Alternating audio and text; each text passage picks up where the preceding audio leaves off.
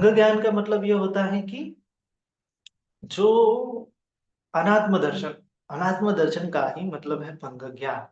यह अनात्म का दर्शन करने के लिए हमें ये सब प्रैक्टिस करनी है ना। सभ्य धर्मा अनंताति यथा पन्याय पश्यति अथ निवृत्तति दुखे ये समग्रो विशुद्धिया।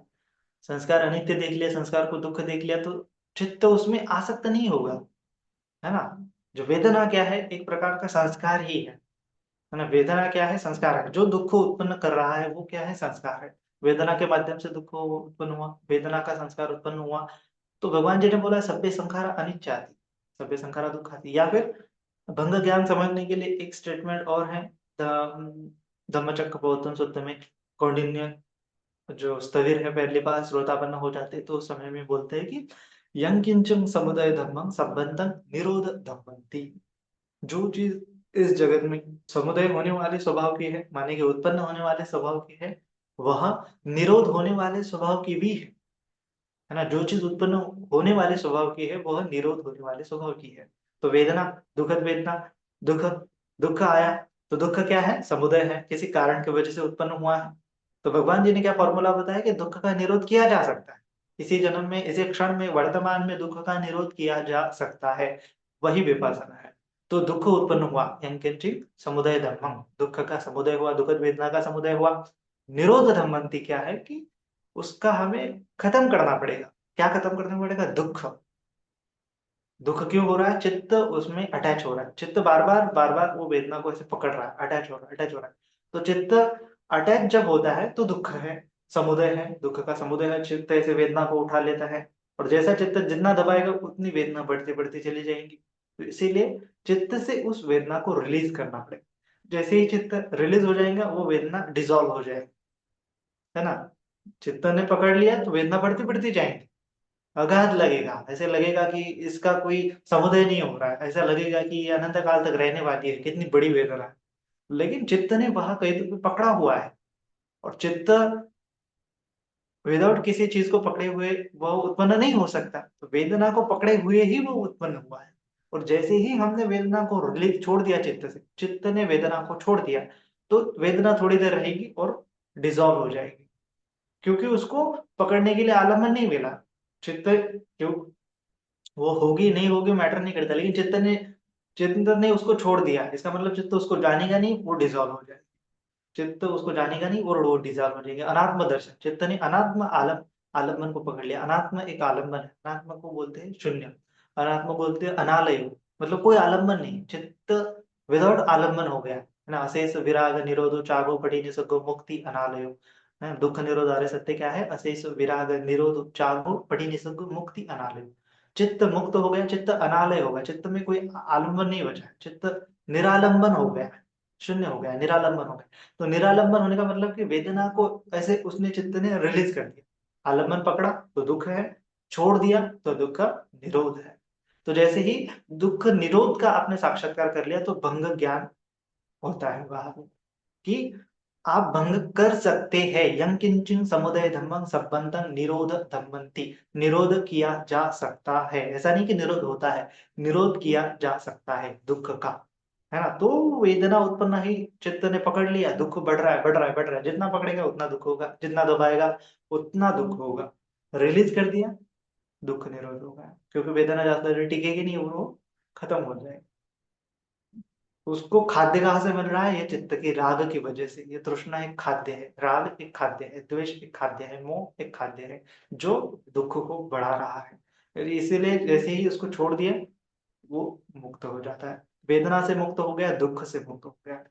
वेदना का निरोध हो गया, दुख का निरोध हो गया, दुख का निरोध हो गया, वेदना का निरोध हो गया। तो जैसे भी आलम्बन को पकड़ेंगे कहीं पे भी, कहे पूरे बॉडी में वेदना हो रही, पकड़ लिया, दुख जाना छोड़ दिया, निरोध। पकड़ लिया, दुख जाना छोड़ दिया, निरोध। पकड़ लिया, दुख जाना छोड़ दिया, दुख निरोध। भंग ज्ञान बोलते हैं उसको। तृष्णा का भंग, दुख का भंग। फिर चित्त जानेगा, भय, भय ज्ञान उत्पन्न होता है, आदिनव ज्ञान उत्पन्न होता है भय ज्ञान, भंग ज्ञान के बाद। आदिनव और भय ज्ञान का मतलब क्या है कि चित्त भय देखता है किसमें, कि अगर मैं वेदना को पकड़ूंगा तो दुख होगा, इसीलिए भय देखता है चित्त, पकड़ता नहीं फिर, ना निरालंबन अवस्था में रहने की कोशिश करता है। पकड़ लिया तो दुख है, छोड़ दिया तो निरोध है। तो जब भी चित्त उत्पन्न होगा वेदना के साथ वो छोड़ देगा। जैसे ही उत्पन्न होगा छोड़ देगा। जैसे ही उत्पन्न होगा उस वेदना को छोड़ देगा, दुःख का निरोध हो जाएगा।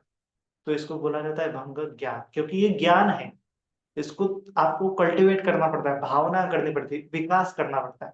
तब जाके जैसे ही चित्त उत्पन्न हुआ किसी भी आलम्बन को लेके, चित्त ने उस आलम्बन को छोड़ दिया, भंग हो गया, वो आलम्बन का भंग हो गया।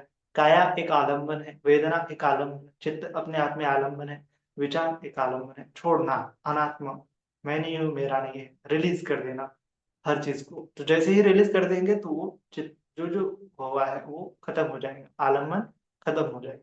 तो ये आलम्बन का त्याग ही क्या है? भंग ज्ञान है। अनात्म का दर्शन ही क्या है? भंग ज्ञान है। दुःख निरोध आर्य सत्य ही भंग ज्ञान है। फिर इसकी एक बार आपको साक्षात्कार होगा तो आपको बार बार करना पड़ेगा।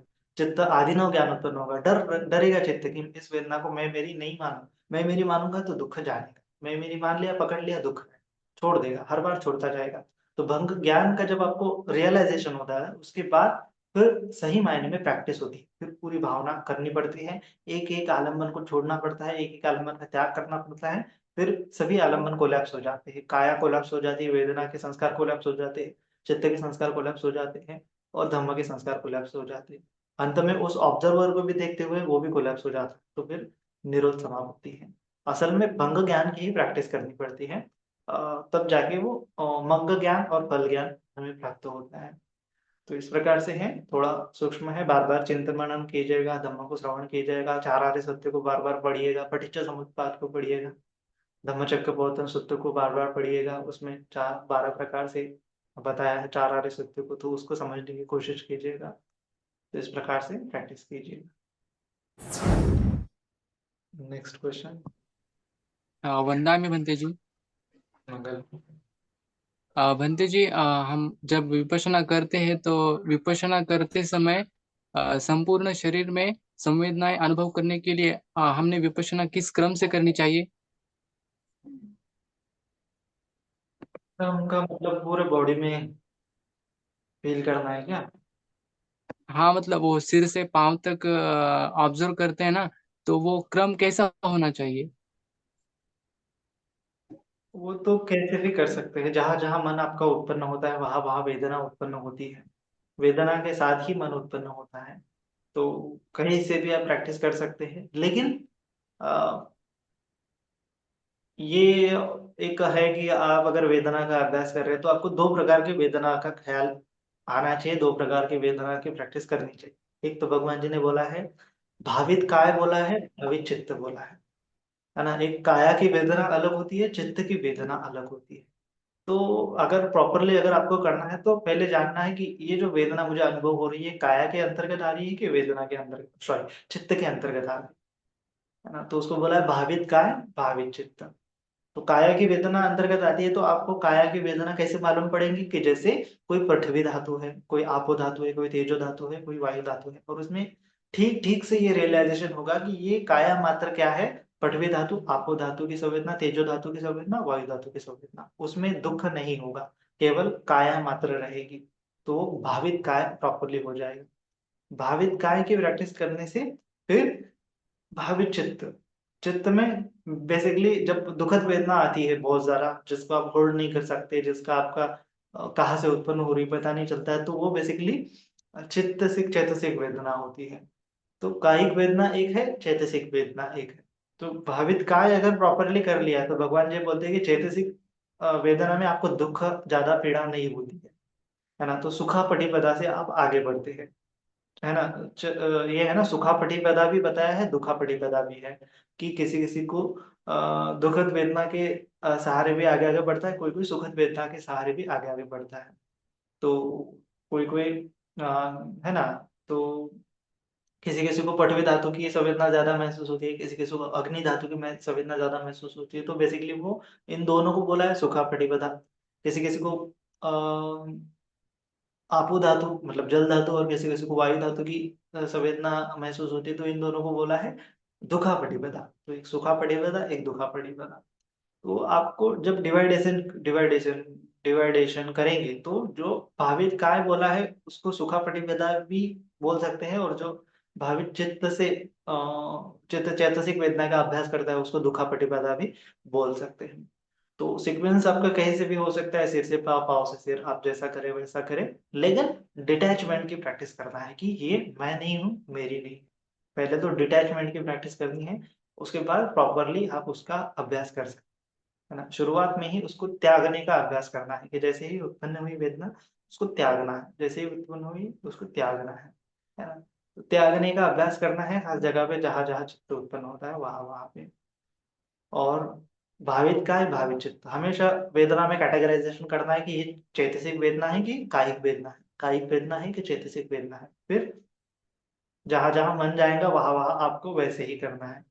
फिर आपका अभ्यास प्रॉपरली हो जाएगा, फिर कहीं पे भी आप ले जाओ पूरे बॉडी में, कोई दिक्कत नहीं।